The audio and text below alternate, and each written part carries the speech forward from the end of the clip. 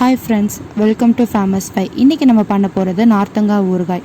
அதுக்கு தேவையான பொருட்கள் 1 கப் நார்த்தங்காய், 1 லெமன் சைஸ் புளி, 1 டீஸ்பூன் கடுகு, 1 டீஸ்பூன் வெந்தயம், கொஞ்சம் கருவேப்பிலை, வெந்தயம் கடுகு வறுத்தரைச்ச பொடி, 3 டேபிள் ஸ்பூன், தேவையான அளவு உப்பு, 2 டேபிள் ஸ்பூன் மிளகாய்த்தூள், 1 டேபிள் ஸ்பூன் மஞ்சள் தூள், 1 டீஸ்பூன் பெருங்காயத்தூள். ஒரு வானிலையில் 2 டேபிள் ஸ்பூன் நல்லெண்ணெய் ஊற்றி கடுகு கருவேப்பிலை போட்டு நல்லா பொரிஞ்சதும் நம்ம வெட்டி வச்சுருக்க நார்த்தங்காயை 1 கப்பு போட்டு நல்லா வதக்கிக்கோங்க. வதக்கின பிறகு மஞ்சள் தூள், மிளகாய்த்தூள், தேவையான அளவு உப்பு சேர்த்து நல்லா கிண்டிக்கோங்க. கிண்டின பிறகு 1/4 கிளாஸ் வாட்டர் ஊற்றி நல்லா கிண்டிக்கோங்க.